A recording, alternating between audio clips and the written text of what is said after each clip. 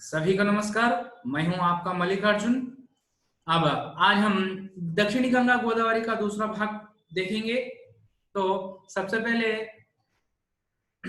आपसे कहना चाहूंगा कि भूलिए मत, मेरे और भी अपडेटेड वीडियोस के लिए आप मेरा चैनल को सब्सक्राइब कीजिए कि जो मंता मल्लिकार्जुन नाम से है। और उसके बाद में आपको बहुत सारे वीडियोस मिलेंगे, जैसे कि आप चैनल को सब्सक्राइब करेंगे, करने के बाद में आपको बहुत सारे वीडियोस, मेरे जो अपडेटेड वीडियोस आपको मिलेंगे। तो आइए देखेंगे सबसे पहले इस पाठ का विषय प्रवेश, दक्षिणी गंगा गोदावरी पाठ का विषय प्रवेश। गोदावरी नदी धीर गंभीर माता और पूर्वजों की अधिष्ठात्री देवी मानी जाती है। यानी गोदावरी नदी धीर गंभीर ही नहीं बल्कि हमारे पूर्वजों की अधिष्ठात्री देवी यानी कुल देवी मानी जाती है। इसके जल में अमोघ शक्ति है। इसके जल में, गोदावरी नदी के जल में अद्भुत शक्ति है। इसके तट पर अनेक शूरवीरों, तत्व ज्ञानियों, साधु संतों, राजनीतिज्ञों और ईश्वर भक्तों ने जन्म लिया है। इसके तट पर यानी गोदावरी नदी के तट पर बहुत सारे महान व्यक्तियों का जन्म हुआ है। ऐसी पावन और पवित्र गोदावरी नदी के प्राकृतिक सौंदर्य का जो वर्णन काका कालेलकर के द्वारा हुआ है, चलिए इसके बारे में हम जानेंगे कि ऐसी जो महान पवित्र नदी है, उस नदी के बारे में लेखक श्री काका कालेलकर जी ने क्या बताया है, हम इस पाठ के माध्यम से जानेंगे।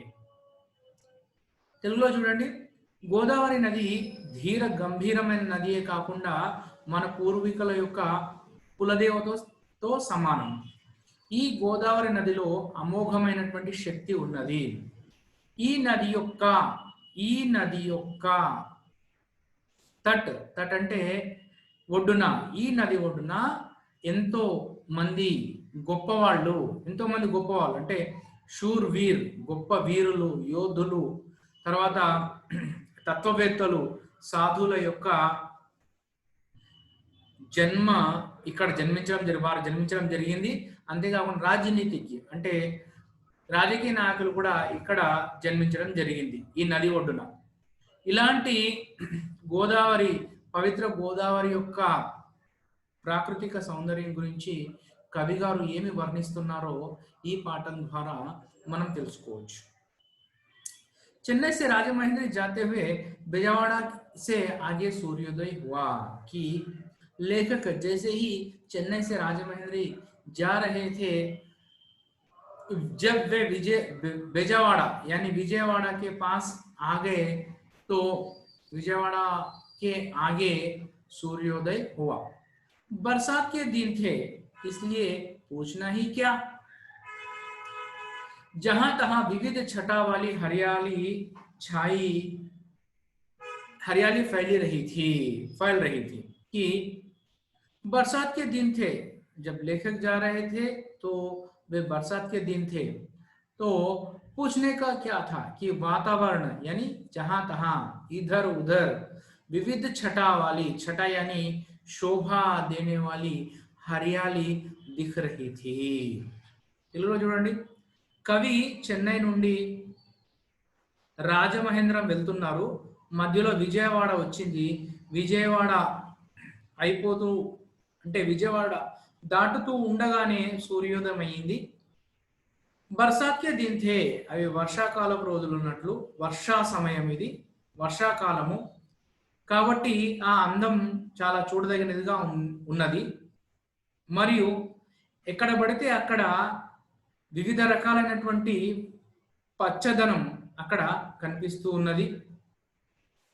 पूर्व की तरफ एक नहर रेल की पटरी के किनारे किनारे बह रही थी. पूर्व की तरफ यानी जैसे कि लेखक जा रहे थे, उनकी पूर्व की तरफ एक नहर जो है रेल की पटरी के किनारे यानी रेल के साथ साथ एक किनारे बहते हुए दिखाई दी.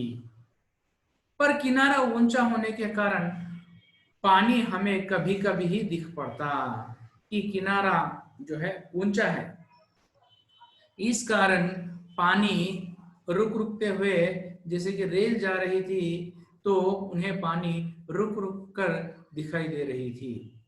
सिर्फ तितली की तरह अपने अपने पाल कतार में खड़ी हुई नौकाओं पर ही हमें नहर का अनुमान करना पड़ता था, कि जैसे तितली उड़ती है, उसी उड़ती ऊपर नीचे जैसे तितली उड़ती है, उसी प्रकार उस नदी में जो नौकाएं हैं, नाव है, उन नावों से हमें पता चल रहा है कि वहां एक नहर है करके। बीच बीच में छोटे छोटे तालाब भी मिलते हैं, बीच बीच में क्या है, छोटे छोटे तालाब में उन्हें दिखाई दे रहे थे। इसमें रंग बिरंगे बादलों वाला आसमान नहाने के लिए उतरता हुआ दिखाई पड़ता, और इससे पानी की गहराई और भी अता हो जाती। तो कवि कह रहे हैं कि इसमें रंग बिरंगी बादलों वाला आसमान नहाने के लिए, यानी इस नदी में अनेक रंगों के जो बादल है, वे बादल नदी में उतर रहे थे, कि जैसे जैसे ही वे बादल पानी में उतर रहे हैं तो वहां की पानी की गहराई और भी बढ़ती जा रही थी। यानी ऐसा लग रहा था कि बादल पानी को पीकर जा रहे हैं। कहीं कहीं चंचल कमलों के बीच खामोश खड़े हुए बगलों को देखकर सवेरे ही ठंडी ठंडी हवा का करने को मन मचल पड़ता है, कि कभी को वहां कुछ बगुले दिखाई दे रहे हैं। बगुले कहाँ पर है? कमलों के बीच दिखाई दे रहे हैं कुछ बगुले, और उन बगुलों को और उन कमलों को देखकर, कमल को देखकर उनकी जो है मन की भावनाएं ऐसी थी कि मन बहुत ही खुश हुई। इस तरह प्रवाह, कविता प्रवाह में बहकर जाते हुए कोवूर स्टेशन आ गया। ऐसे जो है भावों को लेकर कवि सोच रहे थे कि इतने में कोवूर स्टेशन आ गया। मन में ही यह उमंग भरी थी कि अब यहाँ से गोदावरी मैया के दर्शन भी होने लगेंगे, कि अभी तक कवि जिस नदी का दर्शन किए थे वह नदी थी कृष्णा नदी। अभी जो आगे वे देखने जा रहे हैं గోదావరి నది। తెలుగులో చూడండి, రచయిత అతను రైలులో వెళ్తున్నప్పుడు రైలు నుండి అంటే రైలు నుండి తూర్పు వైపు ఒక కాలువ ప్రవహిస్తూ ఉంది। అంటే సమాంతరంగా, రైలుకు సమాంతరంగా ఒక కాలువ ప్రవహిస్తూ కవికి కనిపించింది, రచయితకు కనిపించింది। కానీ ఆ యొక్క కాలువ యొక్క ఒడ్డు ఎత్తుగా ఉండడం కారణం చేత ఆ కాలువ అప్పుడప్పుడు కనిపిస్తూ ఉన్నది। మరియు సిర్ఫ్ తిత్లీకి తరహా కేవలం ఒక సీతాకోక చిలుక కిందికి పైకి, అంటే పైకి కిందికి ఎలా అయితే అది ఎగురుతూ ఉంటుందో ఆ విధంగా ఇక్కడ ఈ నది పైన ఉన్నటువంటి పడవలు అప్పుడప్పుడు రచయితకు కనిపిస్తున్నాయి। కాబట్టి ఆ పడవలను చూసి ఈయన ఒక అంచనాకు వచ్చారు, ఏమని, అక్కడ ఒక కాలువ ప్రవహిస్తూ ఉన్నది అని। बीच बीच में छोटे छोटे तालाब भी मिलते, మధ్య మధ్యలో చిన్న చిన్న తాలాబ్, సరస్సులు లాంటివి కనిపిస్తూ ఉన్నాయి। इनमें रंग बिरंगे बादलों वाले आसमान, ఈ చిన్న చిన్న ఆ సరస్సులలో, కొలనులలో ఆకాశంలో నుండి మేఘాలు కిందికి వచ్చి అక్కడ ఉన్నటువంటి ఆ నీటిని మేఘాల్లోకి తీసుకొని వెళ్ళిపోతూ ఉన్నాయి। దానివల్ల ఆ కాలువలు ఇంకా లోతుగా ఏర్పడుతున్నట్టు కవికి అనిపించసాగింది, రచయితకు అనిపించసాగింది. కహీ కహీ అక్కడక్కడ చెంచల్ కమలో అంటే తామర పువ్వులు, తామర పువ్వులు అంటే ఉమ్, కమలం పువ్వులు అక్కడ, కమలం పువ్వులు అక్కడ నది అంటే ఆ కాలువలో ఆయనకు కనిపిస్తున్నాయి. అక్కడే కొన్ని బగుల అంటే కొంగలు, కొంగలు కూడా, ఆ కొంగలు తర్వాత అక్కడ ఉన్నటువంటి కమలం పువ్వులను, ఆ దృశ్యాన్ని చూస్తూ కవి తన మనసులో ఎంతో పులకించిపోయారు, తనలో తాను ఎంతో పులకించిపోయారు.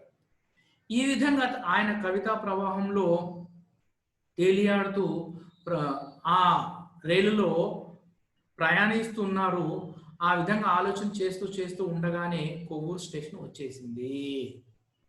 मन में यह उमंग भरी थी कि अब यहाँ से గోదావరి मैया के दर्शन भी होने लगेंगे. అంటే ఇప్పటి వరకు ఆయన మనసులో అనుకుంటున్నారు, ఇప్పటి వరకు ఆయన చూసినటువంటి రచయిత చూసినటువంటి నది కృష్ణా నది, ఇప్పుడు ఆయన గోదావరి నది చూడబోతున్నారు. గోదావరి నది యొక్క దర్శనం ఆయనకు ఇప్పుడు జరగబోతుంది.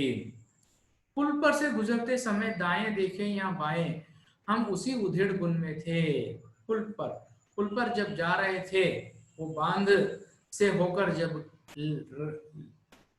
लेखक जा रहे थे, तब उनके दाएं तरफ और बाएं तरफ देखे थे वे, तब भी वे उसी सोच विचार में थे.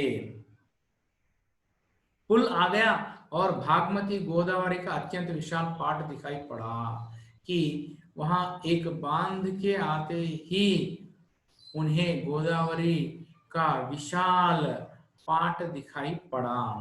मैंने गंगा, सिंधु, सोनभद्र, ऐरावती जैसे महान नदियों के विशाल प्रवाह भरकर देखे हैं.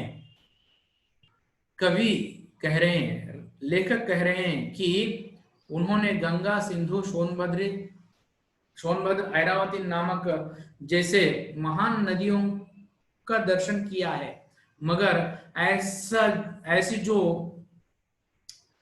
गोदावरी का विशाल प्रवाह उन्होंने जब देखा तो बहुत ही खुश हो गए. बेजवाड़ा में कृष्णा माता के दर्शन पर मैं गर्व करता रहूंगा, लेकिन राजा महेंद्र के आगे गोदावरी की शान शौकत कुछ निराली ही है.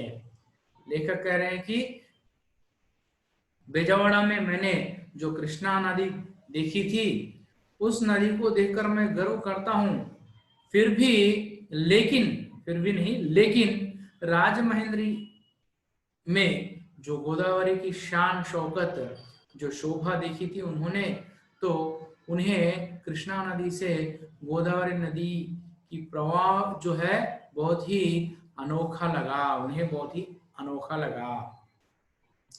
తెలుగులో చూడండి, పుల్ పర్ సే గుజర్తే సమయ దాయే అంటే ఆయన ఆ బ్రిడ్జ్ పై నుండి వెళ్తున్నప్పుడు ఎడమ వైపు మరియు కుడివైపు చూస్తూ ఉండిపోయారు, ఆలోచన చేస్తూ.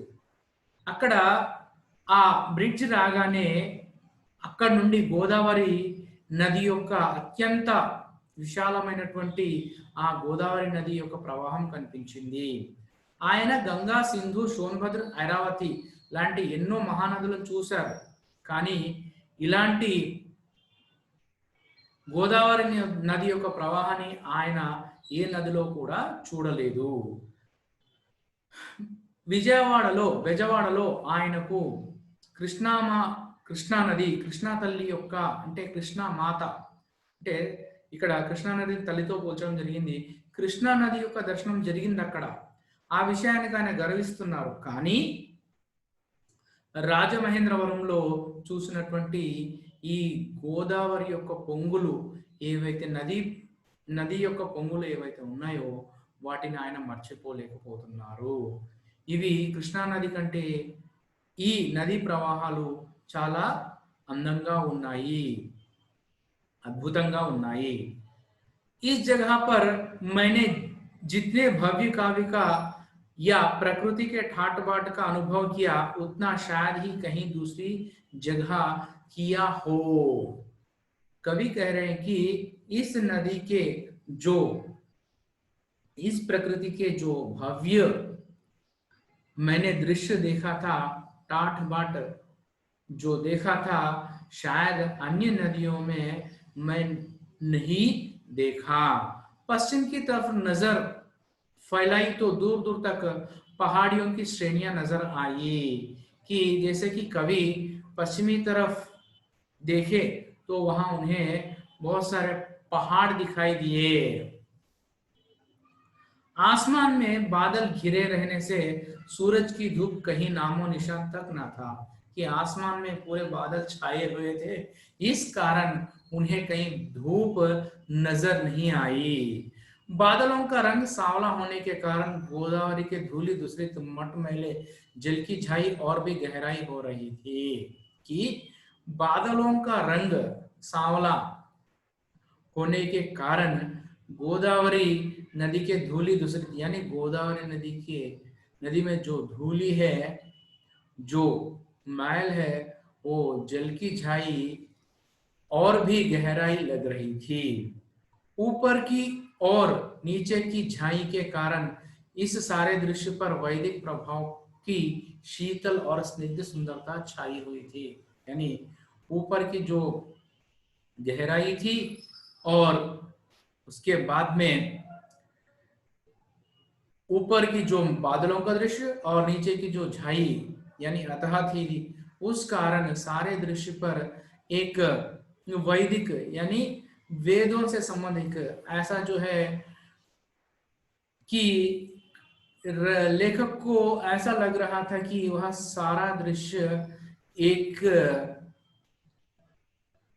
स्वर्ग के समान या स्वर्ग से कुछ कम चीज ऐसा वो जो है दृश्य नहीं दिख रही थी। और पहाड़ी पर कुछ उतरे हुए धौले धौले बादल तो बिल्कुल ऋषि मुनि जैसे लगते थे, कि पहाड़ी पर कुछ उतरे उतरे धौले धौले यानी उतरे हुए धौले पहाड़ियों पर कुछ बादल ऐसा नजर आ रहे थे कि ऋषि मुनियों जैसे उन्हें लग रहे थे जो बादल थे। इस सारे दृश्य का वर्णन कैसे किया जा सकता है? कवि ऐसा कह रहे हैं कि यह इतना सारा पानी कहां से आता होगा, कि इतना सारा पानी कहां से आता होगा, कि कवि सोच रहे हैं कि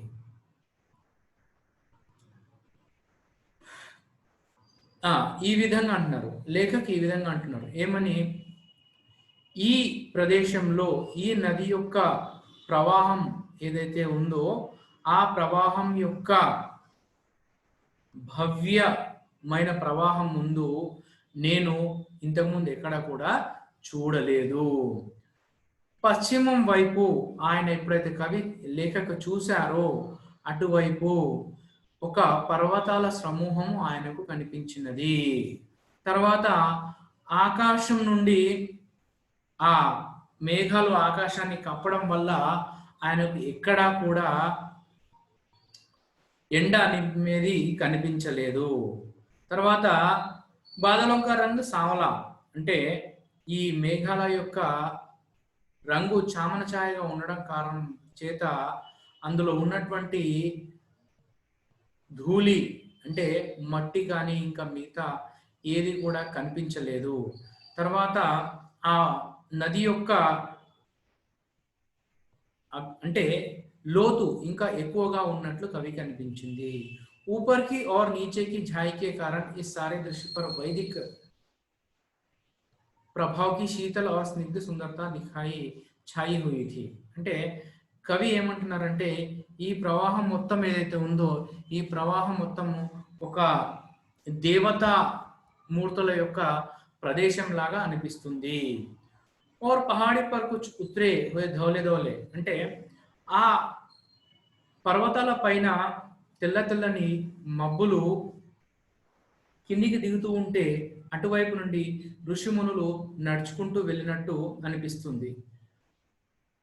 ఈ మొత్తం దృశ్యాన్ని వర్ణించడానికి కవికి ఎటువంటి వర్ణన కూడా రావడం లేదు. यह इतना सारा पानी कहां से आता होगा, ఇన్ ఇన్ని నీరు ఇంత నీరు ఎక్కడి నుండి వచ్చింది అని చెప్పి కవి ఆశ్చర్యపోతున్నారు. विपत्तियों में से विजय सहित पार हुआ राष्ट्र जिस तरह वैभव की नई नई घटाएं दिखलाता है और चारों तरफ अपनी समृद्धि फैलाता जाता है, उसी तरह गोदावरी का अखंड प्रवाह में पहाड़ों में से निकल कर अपने गौरव को साथ लिए आता हुआ दिखाई पड़ता है. कि विपत्तियों में से एक जब नया राष्ट्र बनता है तो तब वह क्या करता है, प्रगति की ओर चलता है, तो और अपनी प्रगति कर पाता है. उसी प्रकार गोदावरी नदी भी जो है उसका अखंड प्रवाहों को लेकर पहाड़ों में से निकलकर अपना गौरव को लेते हुए आगे निकल रही है. छोटे बड़े जहाज तो नदी के बच्चे हैं जो माता के स्वभाव से परिचित होने के कारण उसकी गोदी में मनमाना नाचे, खेले, उछले और कूदे, तो उन्हें इनसे रोकने वाला कौन है. कि जो प्रवाह छोटे बड़े जहाजों का चल चालन ऐसा लग रहा था कि छोटे बड़े जहाज ऐसा खेल रहे थे उस नदी में जैसे कि एक माता के गोद में मनमाना करते हुए बच्चे नाचते, खेलते, उछलते हैं. उसी प्रकार छोटे बड़े जो नाव है, वहां के जहाज है, वे भी गोदावरी मैया के गोद में ऐसा ही उछल रहे हैं, कूद रहे हैं और नाच रहे हैं. लेकिन बच्चों की उपमा तो इन नावों की अपेक्षा प्रवाह में जहां तहां पड़े वे भंवरों को देनी चाहिए. मगर लेखक कह रहे हैं कि बच्चों की तुलना जहाजों से नहीं बल्कि वहां पड़े हुए भंवरों से करनी चाहिए, क्योंकि वे भंवर जो है उस नदी से खेल रही थी जैसे बच्चे माता के साथ खेलते हैं. कुछ देर दिख पड़े, थोड़ी ही देर में भयानक तूफान का स्वांग रचा और एक ही पल में खिलखिलाकर हंस पड़े. कि भंवर ये काम कर रहे हैं कि कुछ देर दिखाई देते हैं और कुछ ही देर में भयानक तूफान के रूप में बदल जाते हैं और कुछ ही देर में फिर से हंस हंस कर जो है माता को खुश करते हैं. ये भंवर न जाने कहां से आते और कहां चले जाते. ये भंवर जो है कहां से आते और कहां चले जाते किसी को पता तक नहीं. తెలుగులో చూడండి, విపత్తియో में से విజయ్ సహిత్ పార్ హువా రాష్ట్ర అంటే ఒక కొత్త దేశము తన కొత్త రూపురేఖలను ఏ విధంగా మార్చుకుంటుందో గోదావరి నది కూడా తన అఖండ ప్రవాహాన్ని ముందుకు పెంచుకుంటూ పోతూ దాని యొక్క సౌందర్యాన్ని పెంచుకుంటూ ముందుకు వెళ్ళిపోతుంది. छोटे बड़े जहाज చిన్న పెద్ద పడవలు ఏదైతే ఉన్నాయో అవి తల్లి ఒడిలో పిల్లలు ఆడుకుంటున్నట్లుగా, తర్వాత తల్లి ఒడిలో ఎగిరి కూర్చుంటున్నట్టుగా ఈ దృశ్యము ఇక్కడ పడవలు కూడా ఆ రకంగా ఆ నదిని తల్లిలాగా భావించి కిందికి పైకి అవి దుముకలాడుతున్నాయి. కానీ లేఖకు ఏమంటున్నారంటే ఈ పిల్లలతో పోల్చడం కంటే నది యొక్క పిల్లలు పడవలు అని పోల్చడం కంటే నది యొక్క పిల్లలు సుడిగుండాలు అని పోల్చితే బాగుంటుంది అని అంటున్నారు. ఎందుకు అని అంటున్నారు? సుడిగుండాలు అని ఎందుకు అంటున్నారు అని అంటే సుడిగుండాలు కొద్దిసేపు అవి తుఫానులాగా బీభత్సం సృష్టిస్తున్నాయి, మళ్ళీ ఇంతలో అవి మామూలుగా శాంతించి నవ్వుతూ ఉన్నాయి. కాబట్టి లేఖకు ఏమంటున్నారంటే, రచయిత ఏమంటున్నారంటే ఇక్కడ రెండు విధాలుగా ఆయన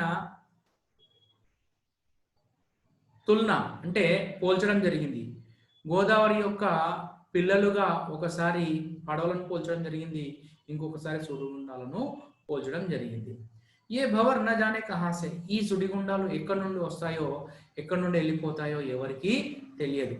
नदी का किनारा यानी मनुष्य का कृतज्ञता का अखंड उत्सव, किनारे पर के सफेद महल और मंदिर और उनके ऊंचे ऊंचे शिखर ही एक अखंड उपासना है कि नदी के किनारे जो मंदिर है वे नदी को कृतज्ञता प्रकट करने के लिए मानवों के द्वारा निर्मित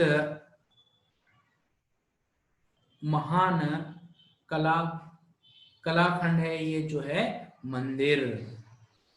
परंतु इतने ही इससे काव्य संपूर्ण नहीं हो जाता, इसलिए भक्त लोग नदी की लहरों में पर से मंदिरों के घंटानाद की लहरों को उस पार से इस पार से उस पार तक पहुंचाते रहते हैं। मगर भक्त लोग क्या करते हैं, केवल मंदिर बनाकर नदी के प्रति अपनी कृतज्ञता को न प्रकट करते हुए क्या कर रहे हैं, मंदिरों के घंटानाद की लहरों को इस पार से उस पार तक पहुंचाकर नदी के प्रति कृतज्ञता भाव को प्रकट कर रहे हैं। संस्कृति के उपासक भारतवासी इस गंगा जल के आधे कलश गोदावरी में उंडेलते हैं और गोदावरी के जल से कलश भर ले जाते हैं। कि संस्कृति के उपासक माने जाने वाले हम भारतीय गंगा से जल लाकर वो जो है कलश में आधा पानी इस गोदावरी नदी में डालते हैं और यहाँ के आधा पानी उन पानियों में से उस पानी में मिलाकर ले जाते हैं। చూడండి ఇక్కడ నది యొక్క కినారే అంటే నది పక్కన నదికి ఆనుకొని ఏవైతే మందిర్ అంటే గుడి గోపురాలు కట్టారో అవి నదికి మనము ప్రకటించుకున్నటువంటి కృతజ్ఞతా భావంతో కట్టినటువంటి గుళ్ళు మందిరాలు। కానీ ఇంతటితో ఈ కావ్యము అంటే ఈ భాగము ముగిసిపోదు। మరియు భక్తులు ఏం చేస్తారంటే ఇటువైపు ఉన్నటువంటి మందిరంలోని ఆ గంటలను మ్రోగించి అటువైపుగా ఈ ధ్వనిని ప్రసరింపజేస్తారు, చేసి తమ కృతజ్ఞతను ప్రకటిస్తారు। తర్వాత సంస్కృతి యొక్క ఉపాసకులు అయినటువంటి భారతీయులు గంగా నది నుండి ఒక కలశంలో నీళ్లు తీసుకుని వస్తారు। ఆ నీటిలో నుండి సగం నీటిని గోదావరి నదిలో వలకబోసి అంటే గోదావరి నదిలో పోసి మళ్ళీ ఆ సగం నీటితో ఇక్కడ ఉన్నటువంటి గోదావరి నది నీటిని నింపుకొని వాళ్ళు తమతో తీసుకువెళ్తారు। माता गोदावरी राम लक्ष्मण और सीता से लेकर बूढ़े जटायु तक सबको तूने अपना स्तन्य पान कराया है। कि लेखक कह रहे हैं कि राम लक्ष्मण से लेकर सीता माता से लेकर बूढ़े जटायु तक सभी लोग गोदावरी माता का स्तन्य पान किया है। तेरे तट पर शूरवीर भी पैदा हुए और बड़े बड़े तत्वज्ञानी भी। कि गोदावरी नदी के तट पर शूरवीरों का जन्म हुआ और साधु संतों का जन्म हुआ और राजनीतिज्ञों का भी जन्म हुआ और यहाँ तक कि ईश्वर भक्तों का जन्म भी हुआ। मेरे पूर्वजों की तू अधिष्ठात्री देवी है, यानी मेरे पूर्वजों की तू कुल देवी है। नई नई आशाओं को लेकर मैं तेरे दर्शन लिए आया हूँ। कि नई नई आशाओं के साथ मैं तेरे दर्शन के लिए आया हूँ। तेरे जल में अमोघ शक्ति है, यानी गोदावरी नदी के जल में अमोघ शक्ति है और गोदावरी नदी पानी की एक बूंद का सेवन भी व्यर्थ नहीं जाता। తెలుగులో చూడండి, గోదావరి నది యొక్క గోదావరి నదిని ఇక్కడ కవి తల్లితో పోల్చడం జరిగింది। ఆ గోదావరి నది తల్లి యొక్క స్తన్యము పాలను రామలక్ష్మణులు, భగవంతులైనటువంటి రామలక్ష్మణులు మరియు సీతామాత తర్వాత జటాయువు వీళ్ళందరూ కూడా ఈ తల్లి పాలను తాగారు, అంటే గోదావరి తల్లి యొక్క పాలను తాగారు। అంతేకాకుండా ఈ గోదావరి నది ఒడ్డున ఎంతో మంది వీరులు మరియు తత్వవేత్తలు మరియు సాధువులు జన్మించడం జరిగింది. అదేవిధంగా రాజకీయవేత్తలు కూడా ఈ గోదావరి నది ఒడ్డున జన్మించడం జరిగింది. తర్వాత కవి రచయిత ఏమంటున్నారంటే, మేరే పూర్వజోంకి తూ అధిష్టాత్రి దేవి హే, మా పూర్వీకుల యొక్క నువ్వు కులదేవతవు. నేను కొత్త కొత్త ఆశలను తీసుకుని నీ దర్శనానికై వచ్చాను. నీ జలంలో అమోఘమైనటువంటి శక్తి ఉంది. తర్వాత నీ జలంలో తాగినటువంటి ఏ ఒక్క నీటి బిందువు కూడా వ్యర్థంగా